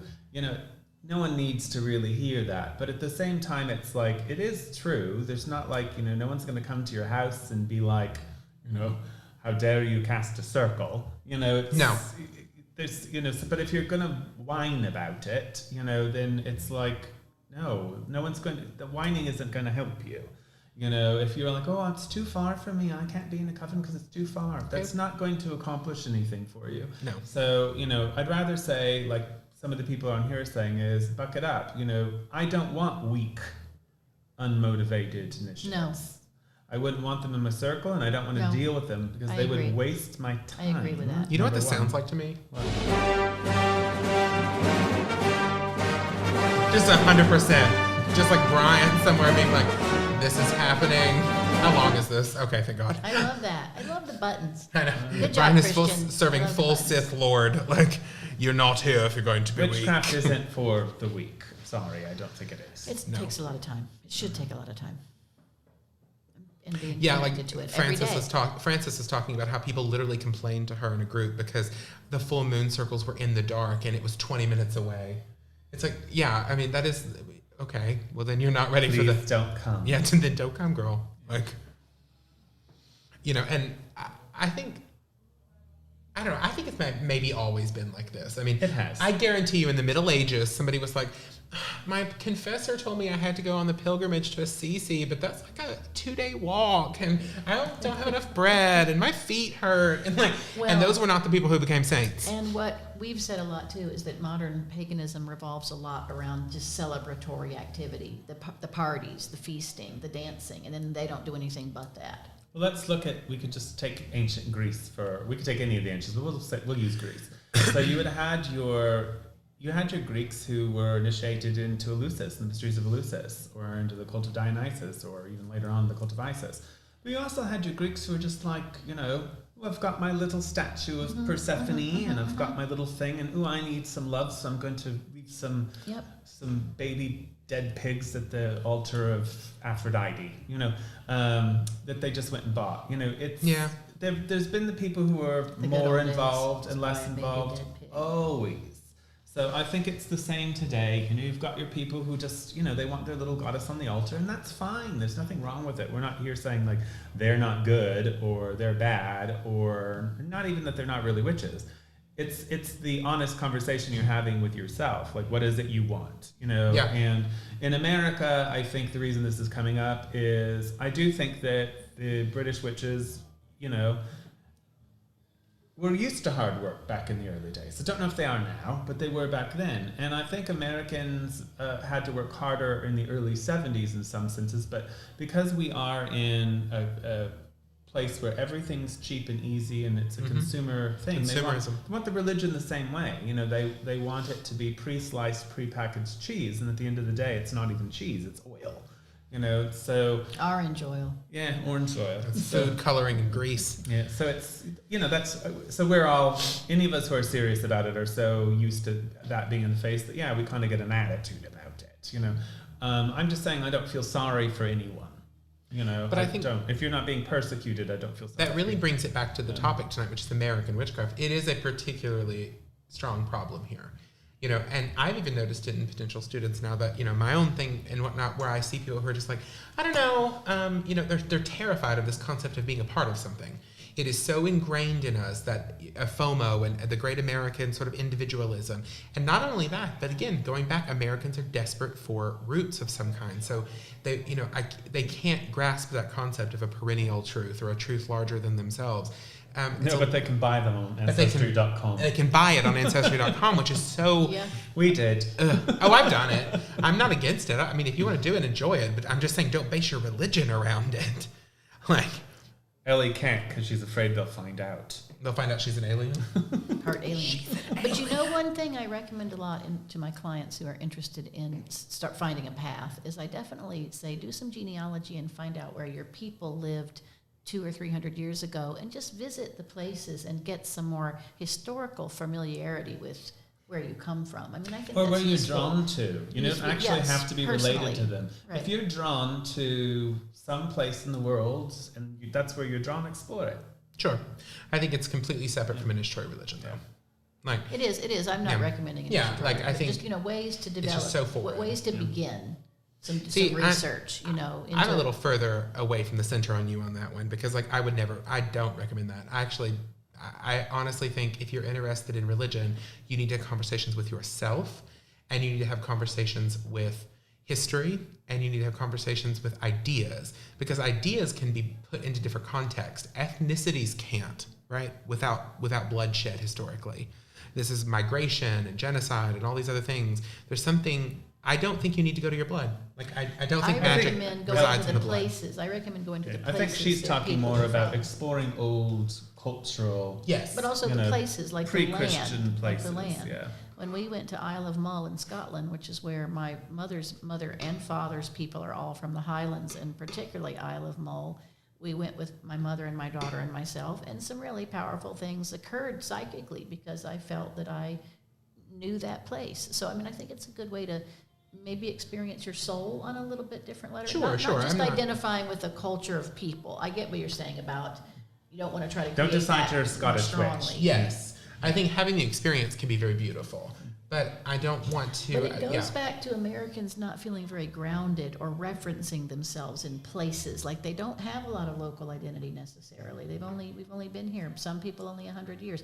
And they just don't. Don't you think we want something else? Yes, but I think it's a bit poisonous. Coming from a bad place, perhaps. Yeah, that's my only difference. I agree with you 100%. I just worry about some of the ideas about, I get what Levi's saying. Some of the ideas, I do too. Because we're all American, if we were growing up in Eleusis, we were all there, right? Right. Those women living in that town, if you grew up around that, right. it would just, you might even take it for granted.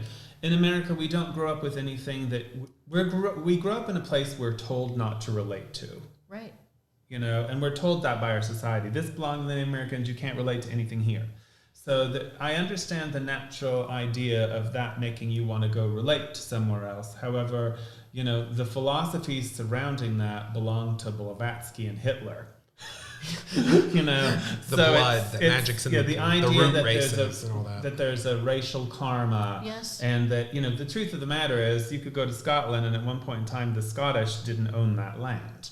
They migrated from somewhere else, and half of them are Vikings. They're mostly Vikings. Which because I'm part Scottish too, but Vikings. so it's sort of I think that the idea that the land belongs to the people there is also problematic. But I do agree with Elie to contact the spirit of the place. Yes. And sometimes that may be where where your ideas come from. Stir something. When we went to Open some doors, I Eleusis, think. none of us are particularly Greek, but we all felt. We did. We felt like if our people had been there, yes. So, that's what Elie's, I think, more getting at. 100%. And it opened some really great doors for me. I mean, in your personal questing, you go places and you meet. My and you issue read. is And I love history, though. Which history do you pick? Well, all of them, and I do. Think how far back do you go? Forever. Forever. You know what I mean? Though, Million because Ellie's like 0, 1. I think if I went back 100 years, and that's a long time for an American. If I went back 100 years, I am a primitive Baptist, and that's not primitive in a loose sense. That's the name of the denomination in Eastern Kentucky. No, thank you. So I've got to go a little bit further back than that. I'm an Ulster Irish Protestant. God, no. Under the Cromwell era, being, victims of genocide and whatnot, so pass. So I'm going to have to go far enough back that I have a castle. See, exactly. I would have to go far back enough that we're all related. I'm going to have to go so far back down the double helix. If you take it into the witchcraft reincarnation thing, I think it's because that's that was really my point. Yeah, exploring these different things. Yeah, I think that's great. And I think what Elie was also kind of pointing out is, because we were talking about traveling, go do it. Don't just sit there whining about it and thinking about it. Right. If you're interested in Scotland spiritually for some reason, go to Scotland. Right, and England. Levi's just saying don't be Hitler. So it's. I think that's always good advice, to be honest. I think that's a pretty basic advice. And I think enlightened people who are sincere in studying philosophy and comparative religion are going to come to the idea of being kind and considerate to all humans, and that's going to be their point of view. Not that some people are special and better than others. I think I have a hard time with special that, and but I better do than too. others. I'm sorry, I do too. But mirror on the wall. But we are enlightened. We don't them all? really believe that certain cultures and ethnicities are better or special than No, others. I think we just don't all think that way. humans are equal. Humans are. But for example, human animals. All Elie, humans are humans. You're an herbalist, and so you do a lot of work to get into the earth of where you live now.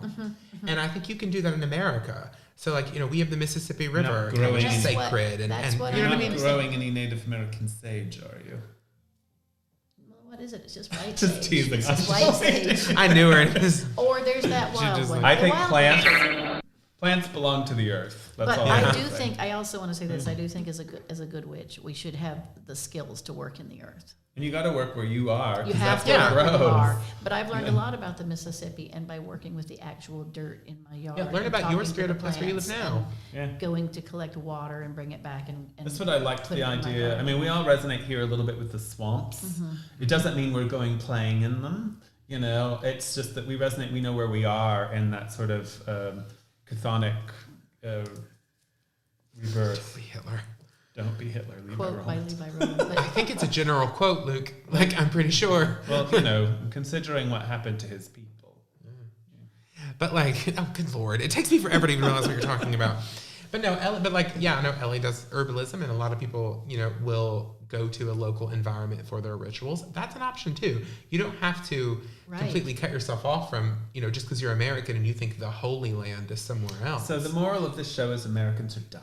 That is not the moral of this show. No one has said that. I like what you're saying. The Holy Land is somewhere else. Yeah. For witchcraft. Yes, We it tend is. to sort of feel that way too. Well, yeah, but we in the do sense- work in our absolute yards, in The- our houses, the goddess in our is city. the goddess right is here, everywhere. Right here. The goddess right is now. everywhere, and Yes. she was absolutely among the Native Americans.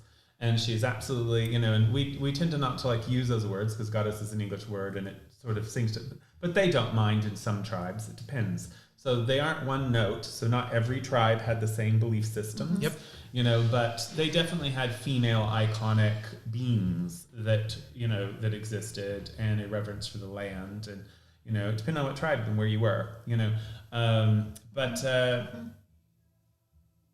the spirit of that is everywhere. It's in every culture. It doesn't matter whether you're in China. It doesn't matter whether you're, Paleolithic or whether you're, a modern human The Great animal. Mother. The Great It's Mother. always existed. Yeah. So in that sense, we can find ourselves anywhere and in any land. But our actual, identities.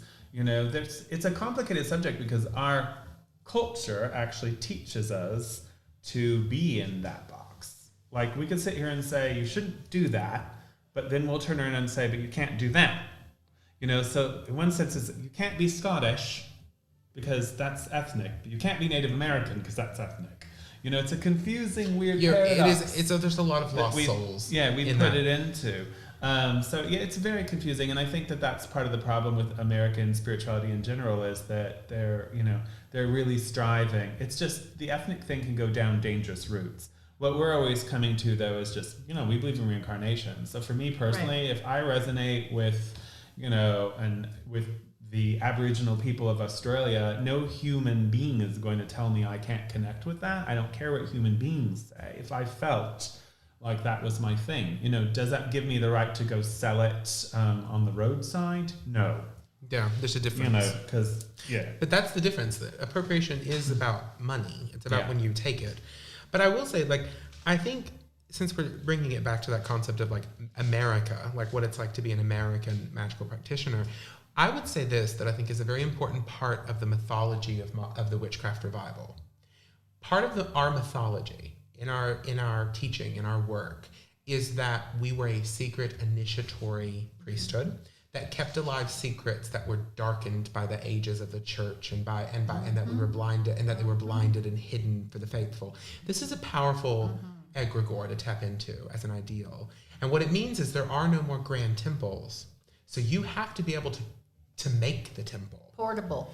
No, not just portable. I love that too. Yes. But you have to have the will and the Right. power and the devotion and the service to be able to say, I'm going to cast a circle and build a temple as if it were Karnak, as if it were the Parthenon, as if it were Stonehenge, as if it were the great temples of old, the temple of Astarte in Phoenicia or the temple of Isis in Philae.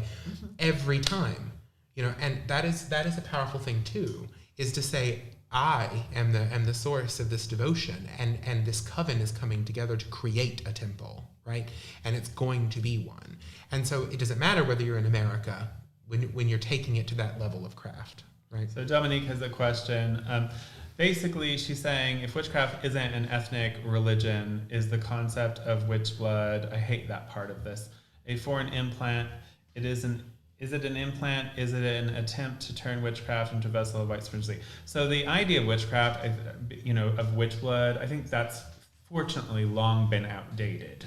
So I don't think most witches believe in that anymore. It comes from the idea that it's hereditary, like it's like you're a special secret thing. And quite frankly, people who claim that, what I hear is, I didn't have to work for it. I didn't do anything for it. It's just something I identify with, and this is my excuse, and as we all know, it's generally a lie. So there's a myth around that, obviously, and we get it from things like Bewitched. That's how this stuff gets into our brains half the time. You're born a quite witch, frankly. That, I'm magic because I was born a witch and blah, blah, blah, blah. But in our craft, there's very little discussion about such a thing. I've met some weird people who have fantasies and things like that, but I think that it belongs in your soul. Initiation takes place in your soul, not in your blood. Metaphorically soul. And so, I don't think that's relevant. I think the spiritual idea of powerful genetics is absolutely a gateway to things like racism and white supremacy, because it's basically saying one race is better than another, and witches aren't a race. That's just not what it is. And the British culture that we come from, that's a melting pot all its own, which everyone really was anyway. But I think that concept just isn't really real. I think it's fantasy. I want to add something to that. I have thought about this for a while, witch blood. I think it is more an operative witchcraft meaning behind that. Like people with witch blood may have some psychic ability, some healing ability, or some magical ability, and that's what I think witch blood means, not a genetic heritage from the religion of witchcraft. Yeah, like you're not born into it. But genetically, either way, because it can't be really scientifically proven. No, it can't. It can't. It's a fantasy. But in my Scottish lineage, there were a lot of women psychics in the family, and it's probably inherited just like my light hair and green eyes. I think the way I don't think so. I think what it is... The psychic ability? No. This is my theory. You don't think you have that as a genetic thing? No. Oh, wow. What I think it really is that what you have is when you have families that have some... So I'll give you your mother being an artist as an example. You were around it. You were encouraged. So, for instance, my grandmother read playing cards and was supposedly very psychic. My mother's mother. Mm-hmm. And then, in turn, my mother and my aunt are very psychic. And obviously, boom, right? But it was being around it, being encouraged, being told that was normal, being told that was okay, and it was a part of you that was being encouraged. So I think that when you do have it in families, it's usually that there's stories that go along with it, and it's known. It's not like, well, I found out my great-great-grandmother was psychic, and that must be why I am. I think people have those fantasies, but I think it's really about the fact that it's recognized, and it helps you open it up, and also helps you from keeping to lose it, because you've been sort of encouraged or inspired. But I don't think it's genetic, and this is the reason why I don't think it's genetic in that sense. I think every human being is inherently psychic, and I think that every person on the planet has that genetic connection somewhere too.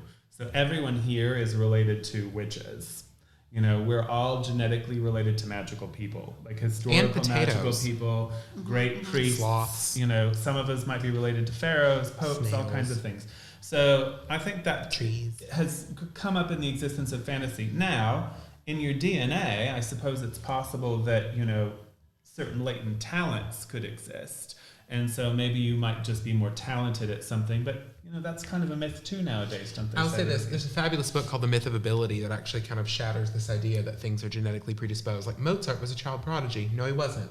He was raised in a musical family and forced, literally by his father, to perform and learn for so many hours every day. He was not a prodigy. It's not a thing. And the danger is that I feel like we're piling on you. I'm not disagreeing. No, I'm loving hearing what your point of view is on Here's my point is this. Genetic determinism is always going to get you in trouble. Like there's no way to have... talent or skill. It's still going to get you in trouble. Like, do you think eye color, are you still you talking about eye color is absolutely genetic. Yeah, but if you're talking about psychic ability or magic and you start tying it to root races or genes... I wasn't tying it to not root races, but what even about genes. somebody, let's say that somebody who has a more... broad range of smell capacity or color differentiation. Sure. So like color blindness. You just call that a skill, like eye color. Yes, but I think anytime we're going to put value judgments on something that is genetically determined, or we're going to say that something we value is genetically determined, you start to get to dangerous territory. Like I think people with witch blood are better than people that don't have witch blood. Like if you thought that, the then statement it would be use a problem. Usually the people who make those claims don't have any work to be putting behind it. Yeah. I think that there is a phenomenon that has developed that myth, because I do believe families that have encouraged that sort of thing, it's kind of like if you've got a grandmother who actually did herbs. she might have actually taught you and encouraged you. My great-grandmother did. Encouraged She made you our family to, medicine. So I think that it does go on in families because of the encouragement. Just like think of it in likes of a trade skill. Yeah. You know, if you had a grandfather was a blacksmith, it might be more likely if you grew up around that you might pick up on some things, learn some things. So I think if it's encouraged in the family, I think that's why that phenomenon exists. I don't think it's actually genetic. Well, I just But that think belief some does people- exist for but some people. Some people could have a skill, and they were adopted, and they were raised in a completely foreign world, and around people that didn't have that skill, like, for instance, more developed range of smells, like the perfumers and the wine people. Sure, but I'm gonna show you a very simple example that sort of puts a hole in that and why people don't tend to believe in it anymore. I think If Levi that might were have true- broke it, Christian, because is he trying to call? We had one call and then it never happened again. No, the phone system's still working. We're still on our call and everything. We're still the authorized caller. It's still all going through. I think he might be trying to call. But if that were true, we would have prodigies from impoverished communities that weren't trained. We don't. Like, I teach in a very inner city environment, and we have a few students who are incredible at music. That's because they're surrounded by music Yeah. and taught it. Okay. But if that were true, then you are going to get into dangerous territory, because then all the greatest composers are all of a sudden German, rich white German men. Wonder why? Wasn't it You know? Alexander the Great that wanted to see whether babies would speak Latin or Greek if they weren't Yeah, around it's any part of language that myth, at all, right? And then And- they didn't learn to talk at at all all. because they didn't hear any That's languages. so weird. He did, Yeah. I think he did that. And That's that is I didn't a, know that to story. see which was more important. and that is Yeah. 100% the issue with that is, like, we don't actually see that. I'm just so disappointed. Dang it! Well, you can still believe in it, Elie. I want to. But, you know, it's fun. I will say this, in America, witchcraft, that myth exists. It exists particularly Strongly. probably in America. But I think it comes from people searching for an identity. You know, Christian so- asked a good question. Christian said, what about past life memory? Maybe that could bridge the gap. That between I us. believe. You know, but So I might have memory from past lives, and I call that a skill that I genetically inherited. You could possible. You could make that jump.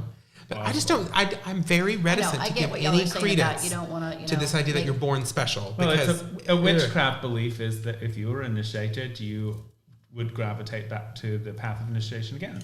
yeah. So But if we the think exist we're beliefs a special different way. because we're initiated. Yes, Why can't I be special also? because just that on my own? actually applied some sort of effort, and it's not Exactly. all in Oh. fantasy. It's all I about put effort. a lot of effort into And my psychic so development. Christian's bringing up this idea of That's working on past your lives. skills. Yeah, Mm-hmm. maybe. You know, like, anyone can dance, but people who practice dancing are going to be better at it. Right. I've never actually met anyone, with very few exceptions. There are such things as idiot savants or whatever, which is a very terrible term. It's an old term that we're not supposed to use anymore. Sounds bad. Because it was often applied to people whom we now understand to be on the spectrum, either with Asperger's or autism. Right. But those kind of instances of a different sort of brain functioning do exist. Like Christian. Don't say that. However, the best dancers in the world work. The best musicians in the world practice. The best at everything are people who show devotion. So let's say you were born with the greatest psychism ever. Okay, fine. It's useless if it's Christian's not flexed or siding worked. with you, But in Elie. my case- Christian's siding with you. But in my case, thank you, Christian. We'll talk about it when we see each other. There are some human instincts and magical instincts that are there. I'm not saying it's completely black and white, but I think it's... But in my case, I don't want to thankfully- encourage the Yeah, general yeah, public yeah, to be right, crazy, right. fanatic, delusional people, because I get enough of that. I was going to say, they're all Yeah, over. you're not the place. born I a don't know witch, how we're right? going to change that. You're not born but- anything. I get that's enough of human. that. But Yeah. you guys know, in my particular case, I've spent my whole life working on things I've been devoted to. Anyway, I'm a Working serious- on things yes, is the key. Yes, I Yeah. have. Yeah, And that's I believe the in word. that, and Yeah. I believe in that. I certainly want. Whether you were drawn to them by genetics, Right. circumstance, Or heard about it in my family. or memory, Yeah. reincarnation, doesn't really matter. So what It's does working Christian at it. say? Christian thinks some things are passed in genetics. Look at Right. instincts, Right. for instance. Right. Yeah, well, those things are absolutely passed down. Certain traits, certain instincts, or whatever. I don't think. I think one of the most beautiful things about the human soul is that it can work to achieve beauty and grace and power. So I think that's what I want to focus on. And that's why I shy away from this, or I'm argumentative a little bit about. Me and Levi are best friends because we're the only Yeah, ones that right. understand. The rest of you are crazy. I just think I think you get We into are the weird well-adjusted places. ones. I see that. American witchcraft, everyone. It's like. All right, where are we doing? What are we doing explain. All right, so we are going to be wrapping up the show very quickly. So I think for next week, our topic is going to be on the triple-fold goddess, mythology, and what we were calling it, mythology and something. Reality?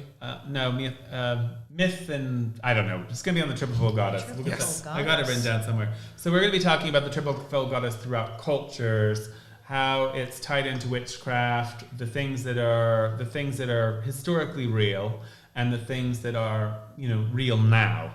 So it's not going to be one of those, if you've noticed, myself in particular, I tend to sort of try to avoid that sad pattern we have of over-intellectualizing everything and saying, well, this isn't real, it was made up, and here's where it was real, and here's how it wasn't real. Because things can change, magic can change, we can come up with new concepts, but we're going to be looking at all of that. We're going to be looking at what's relevant now, what has been relevant, how it is cross-cultural, and how we connect it to, and how and why we connect it to the goddess today. So that's going to be our topic. It's going to be on the aspects of the goddess, I guess you could say. I love that. Triple fold. So Yeah. you're gonna The triple goddess. think about how A lot of it's very popular right now to Traveled sort of around say the that it's world. not a thing Okay. historically. We're going to address that. We're going to address that and just talk about it, and it'll be a lot of goddess loving, goddess worshiping. It's just going to be so much great mother up in here. maybe you that's don't the even one know. we'll do nude. Maybe you're just genetically a goddess. I know that's right. I don't know what any of this means anymore. It has been a lovely time. Anyway, so thank you all very much. So next week, same time, we will be discussing the triple-fold goddess. And if you didn't get any, if you didn't get any of your questions answered this week, you can post it in the comments on YouTube or maybe Facebook, and we will try to answer them later. So thank you all very much. Hope you had a happy Thanksgiving, and we'll be chatting with you soon. Blessings. Thank you. Yeah, See you so next many. week. We'll see